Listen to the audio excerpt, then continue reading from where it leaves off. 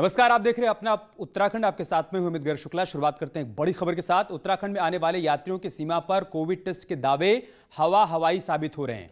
देहरादून के आशा रोडी check post पर आज भी कोविड टेस्ट की कोई व्यवस्था नहीं हो पाई है। आज भी सिर्फ और सिर्फ रजिस्ट्रेशन कर यात्रियों को एंट्री दी जा रही है। हमने आपको कल भी दिखाया था कि निर्देश दिए गए थे कि मंगलवार से सभी यात्रियों के कोविड टेस्ट किए जाएंगे, लेकिन कल भी सिर्फ रजिस्ट्रेशन के आधार पर ही एंट्री दे दी गई थी। वहीं आज भी कल वाली व्यवस्था यहां पर देखने को मिल रही है। आज भी कोविड टेस्ट की कोई व्यवस्था यहां पर नहीं की गई है। तो कल जिस तरह की तस्वीर देखने को मिली थी, आज भी वैसे ही हालात यहां पर बने हुए हैं। बिना किसी कोविड टेस्ट के जो भी उत्तराखंड की सीमा पर पहुंच रहा है, रजिस्ट्रेशन के बाद उसको सीधा प्रवेश दिया जा रहा है। जबकि इससे पहले ये निर्देश जारी किए गए थे कि उत्तराखंड की सीमा पर अगर कोई पहुंचता है उत्तराखंड में प्रवेश करने के लिए, तो पहले उसका कोविड टेस्ट होगा या फिर उसको 96 घंटे के भीतर की कोविड टेस्ट की रिपोर्ट देनी होगी, और अगर वो रिपोर्ट नेगेटिव होगी उसके बाद ही उसकी एंट्री दी जाएगी। लेकिन फिलहाल ना तो कल ऐसा कुछ वहां पर होता हुआ दिखाई दिया और ना ही आज किसी का कोविड टेस्ट वहां पर हो रहा है। सिर्फ और सिर्फ रजिस्ट्रेशन किया जा रहा है और उसके बाद उसे उत्तराखंड की सीमा में प्रवेश दिया जा रहा है। संवाददाता सुनील नवप्रभात हमारे साथ जुड़ चुके हैं। सुनील, आज भी वही हालात बने हुए हैं जो कल थे?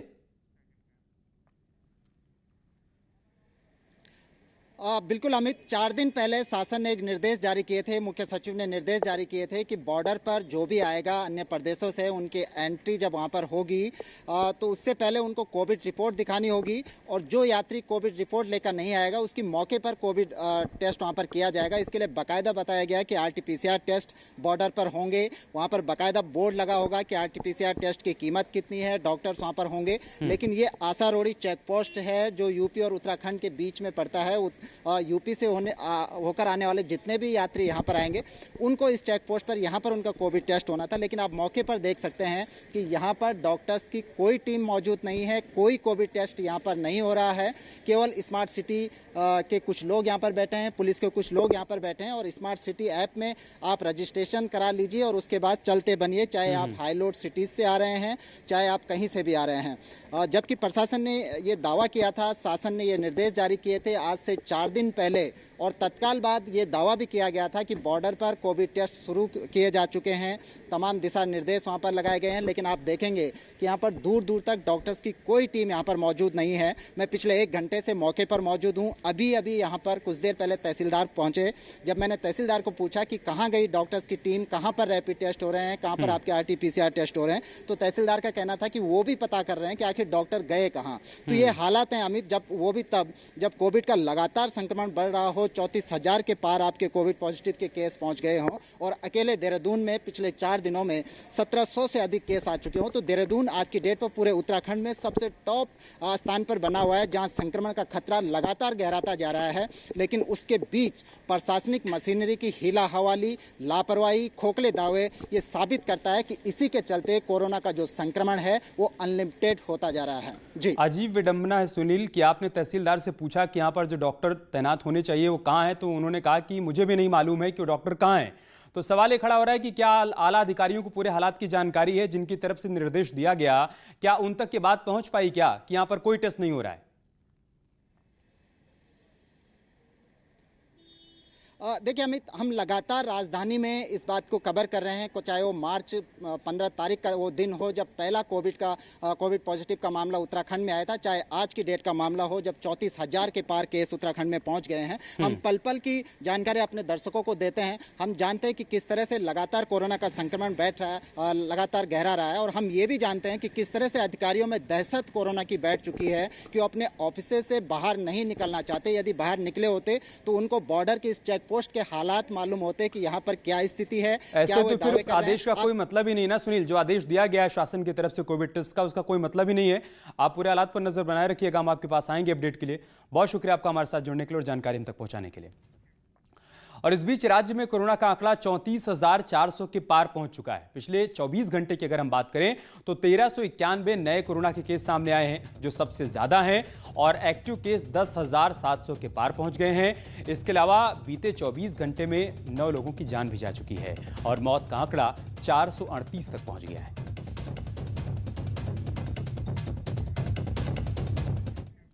और अब खबर चमोली से, जहां पर बद्रीनाथ हाईवे खुल गया है। मंगलवार की शाम कर्णप्रयाग के पास भारी मलबा आ जाने के चलते मार्ग बंद हो गया था। करीब 15 घंटे के बाद मार्ग को खोला गया है। मार्ग खुलते ही लोगों ने राहत की सांस ली है। हाईवे बंद होने के चलते दोनों ओर जो गाड़ियां फंसी हुई थी, अब वो आगे की तरफ बढ़ रही हैं, लेकिन गाड़ियों में जो लोग सवार थे उनको अपनी रात हाईवे पर ही गुजारनी पड़ी थी।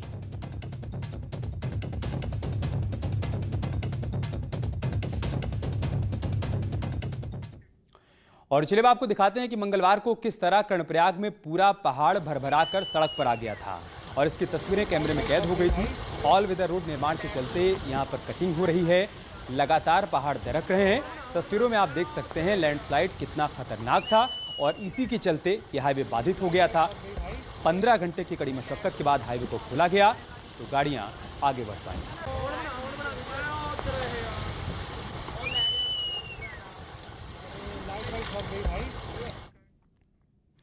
देहरादून के राजपुर रोड पर अनियंत्रित ट्रक डिवाइडर पर चढ़ गया, जिससे ट्रक में सवार 3 में से एक शख्स गंभीर रूप से घायल हो गया। घायल को फिलहाल अस्पताल में भर्ती करवाया गया है। यह मामला देर रात का डालनवाला थाना क्षेत्र का बताया जा रहा है।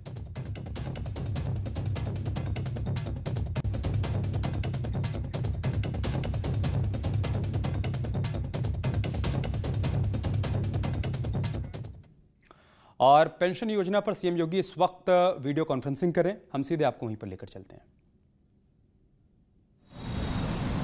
दिव्यांगजन भरण पोषण पेंशन से लाभान्वित होने वाले जो लाभार्थी हैं उनकी संख्या 10,90,436 है और कुष्ठावस्था पेंशन से जुड़े हुए लाभार्थियों की संख्या 11,324 है, यानी कुल 86,95,027 लाभार्थी इस योजना से वर्तमान में लाभान्वित हो रहे हैं।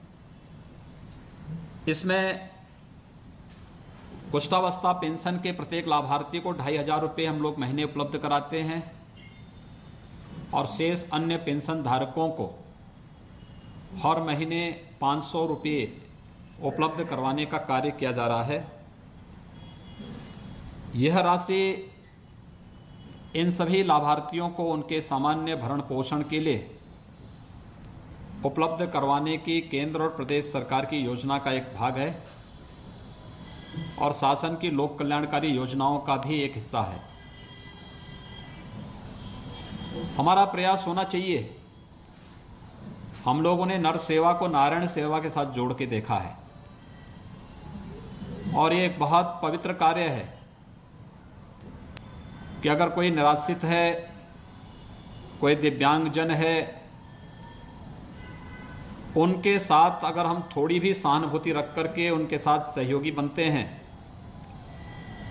तो शासन की इन योजनाओं के माध्यम से उनके जीवन में कुछ भी हम खुशहाली लाने में योगदान दे सकते हैं। तो एक बहुत बड़ा पावन पवित्र कार्य है और प्रदेश सरकार केंद्र सरकार के साथ मिलकर के आज इस कार्यक्रम को तकनीक के साथ जोड़ करके प्रत्येक लाभार्थी के खाते में पेंशन भेजने का कार्य कर रही है। सभी 75 जनपदों से जुड़े हुए प्रशासनिक अधिकारीगण आज यहाँ पे मौजूद होंगे, जिला प्रशासन के अधिकारीगण भी होंगे और मैं उनसे भी कहूँगा और शासन से जुड़े हुए अधिकारीगण भी यहाँ पर होंगे। हमारा प्रयास होना चाहिए कि शासन की योजना का लाभ प्रत्येक नागरिक तक पहुँचे। उसमें भी खासतौर पर जो ये कैटेगरी है, वृद्धजन हैं, निराश्रित हैं, निराश्रित महिलाएं हैं, दिव्यांगजन हैं या अन्य इसी प्रकार की किसी कैटेगरी में आते होंगे, उन्हें हम किसी भी प्रकार से ये ना माने कि उनके साथ कोई खड़ा नहीं है। समाज को उनके साथ खड़ा होना होगा, सरकार को उनके साथ खड़ा होना होगा और प्रशासन को उनकी मदद के लिए सदैव तत्पर रहना होगा। हमें देखना होगा कि इनमें से कौन से ऐसे लाभार्थी हैं जिनके पास राशन कार्ड की सुविधा नहीं। आप सब जानते हैं कि अप्रैल माह से लगातार सरकार 2 महीने में 2 बार हर एक नागरिक को राशन उपलब्ध करा रही है। ये लगातार चल रहा है जिससे कोरोना काल खंड में किसी भी व्यक्ति के सामने भोजन का संकट ना आने पाए। जिनके पास राशन कार्ड नहीं है उनके लिए राशन कार्ड तत्काल बना करके और उन्हें राशन उपलब्ध कराने के भी निर्देश दिए गए हैं। अगर कोई व्यक्ति बीमार होता है तो आयुष्मान भारत का कार्ड या मुख्यमंत्री जन आरोग्य योजना का कार्ड उसके पास पहले से मौजूद है, लेकिन इस सब के बावजूद अगर नहीं बना पाए हैं तो उसके उपचार के लिए तत्काल 1000 रुपये की राशि ग्राम प्रधान निधि से या नगर निकाय की निधि से उसे उपलब्ध करा करके उसकी चिकित्सा सुविधा उपलब्ध कराने की व्यवस्था। और अगर दुर्भाग्य से किसी निराश्रित व्यक्ति की मृत्यु होती है, कोई भी इसके अंतिम संस्कार के लिए व्यवस्था नहीं, तो जिलाधिकारियों को इस बात के निर्देश दिए गए हैं कि वह तत्काल 5000 रुपये की व्यवस्था करते हुए उनके अंतिम संस्कार की कार्रवाई को संपन्न करवा दें और उसे या तो नगर निकाय से या ग्राम प्रधान निधि से या मुख्यमंत्री राहत कोष से इस राशि को लेकर के कोई भी व्यक्ति लावारिस न रहे, निराश्रित न रहे और कहीं भी शासन की योजना से वंचित न रहे, इसका ध्यान हमें हर स्तर पर देना होगा। हमें प्रयास करना चाहिए कि उन सभी योजनाओं से हर एक गरीब को, हर एक किसान को, हर एक उस तबके को बिना किसी भेदभाव के शासन की योजनाओं के साथ जोड़ना चाहिए। एक बहुत बड़ा कार्य है और आज मुझे प्रसन्नता है कि एक साथ हम लोग 86,95,000 से अधिक पात्र लाभार्थियों को, जिसमें वृद्धावस्था पेंशन है, निराश्रित महिला पेंशन है, दिव्यांगजन पेंशन है, कुष्ठावस्था पेंशन है, इन सभी योजनाओं का लाभ त्रैमासिक पेंशन की राशि उनके खाते में एक साथ भेज करके उन्हें इस योजना से लाभान्वित करने का कार्य कर रहे हैं। मैं फिर से सभी अधिकारियों से, प्रशासनिक अधिकारियों से कहूँगा कि वे इस बात को देखें कि इन सभी कैटेगरी में जो लोग रह रहे हैं, अगर कोई वंचित रह गया हो पेंशन से, पात्रता को देखते हुए उन्हें पेंशन की सुविधा उपलब्ध कराई जाना चाहिए। राशन कार्ड नहीं बन पाया है, राशन कार्ड बना करके तत्काल उन्हें खाद्यान्न योजना के साथ जोड़ना चाहिए। उनके पास आवासीय सुविधा नहीं है तो आवासीय सुविधा उपलब्ध कराने की कार्रवाई भी ऐसे लोगों को तत्काल हम करवाने का कार्य प्राथमिकता के आधार पर कर सकेंगे। तो वास्तव में शासन की योजना समाज के अंतिम पायदान पर बैठे हुए लोगों तक पहुंचने में कोई देर नहीं लगेगी। हमारा प्रयास होना चाहिए कि ऐसे लोगों को आर्थिक स्वावलंबन की ओर भी हम अग्रसर कर सकें, खासतौर पर जो निराश्रित महिलाएं हैं या फिर जो दिव्यांगजन हैं। शासन की अनेक योजनाएं हैं। निराश्रित महिलाओं को हम विभिन्न महिला स्वयंसेवी समूह के साथ जोड़ सकते हैं। अधिकतर महिला स्वयंसेवी समूह को हमारा प्रयास है कि आंगनबाड़ी केंद्रों के माध्यम से मिलने वाले बाल पुष्टाहार की योजना का लाभ इनके माध्यम से हम वितरित करवाएं।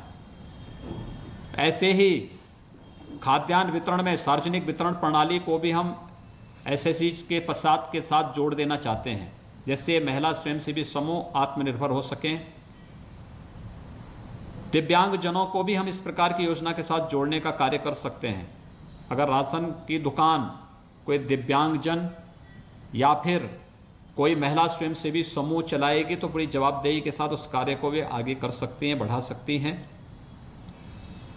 गांव में हम लोग ग्राम सचिवालय के माध्यम से भी विभिन्न योजनाओं के साथ निराश्रित महिलाओं को भी और दिव्यांगजनों को जोड़ सकते हैं। खासतौर पर वहाँ पर हम लोगों के द्वारा बहुत सारे ऐसे रचनात्मक कार्य किए जा सकते हैं जिसके माध्यम से लोगों को आर्थिक स्वावलंबन की ओर अग्रसर करने में मदद मिल सकती है।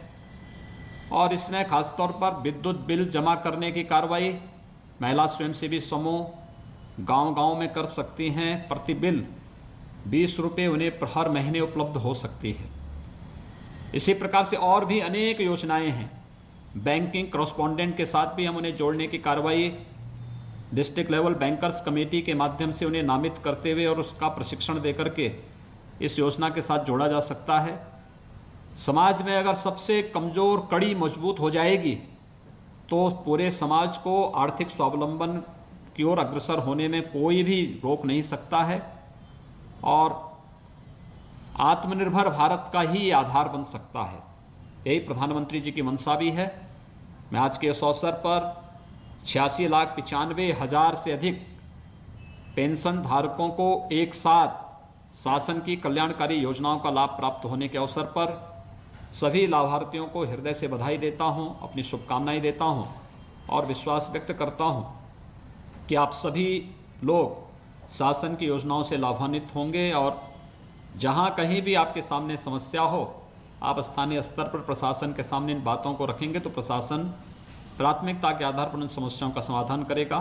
मैं एक बार फिर से समाज कल्याण विभाग को, महिला कल्याण विभाग को, दिव्यांगजन कल्याण विभाग को और अन्य सभी संबंधित विभाग को जो इस पेंशन योजना के साथ जुड़े हुए हैं, इन सभी को समय पे सभी लाभार्थियों को धनराशि उपलब्ध कराने के लिए वित्त विभाग समेत सभी विभागों को हृदय से धन्यवाद देता हूं। सभी लाभार्थियों को बधाई देता हूं, अपनी शुभकामनाएं देता हूं और विश्वास व्यक्त करता हूं कि शासन की योजनाओं के साथ जुड़ करके हम सब समाज के लिए और अपनी पूरी व्यवस्था को आर्थिक रूप से आत्मनिर्भर बनाने की ओर अग्रसर करेंगे। आप सबको मेरी शुभकामनाएं। धन्यवाद। जय हिंद। तो सीएम योगी को सुन रहे थे आप, जो पेंशन लाभार्थियों से संवाद कर रहे थे और बता रहे थे कि एक साथ पेंशन लाभार्थियों के खाते में पैसे ट्रांसफर किए गए हैं। सरकार की कोशिश है कि समाज के अंतिम पायदान पर खड़े शख्स तक सरकार की योजनाओं का लाभ पहुंच पाए और अधिकारियों को भी उन्होंने निर्देशित किया कि सुनिश्चित किया जाए कि योजनाओं का लाभ जरूरतमंदों तक पहुंच पाए। और बात करते हैं एक बड़ी खबर की। सीएम त्रिवेंद्र रावत ने राज्य में रोजगार को लेकर बैठक की और सीएम ने कहा कि रोजगार पैदा करना सरकार की सबसे बड़ी प्राथमिकता है। सीएम ने यह भी कहा कि मुख्यमंत्री स्वरोजगार योजना इसमें सबसे ज्यादा महत्वपूर्ण है। साथ ही सीएम ने कहा कि स्वरोजगार करने वाले युवाओं को लोन मिलने में कोई दिक्कत ना हो। सचिवालय में रोजगार सृजन से संबंधित बैठक में मुख्यमंत्री ने एमएसएमई, ग्राम्य विकास, ऊर्जा पर्यटन और साथ ही कैंपा, पेयजल, लोक निर्माण, श्रम आदि विभाग की कार्य योजना को लेकर समीक्षा बैठक। और चलिए इसके साथ इस बुलेटिन में इतना ही। खबरें जारी हैं, बने रहिए हमारे साथ। नमस्कार।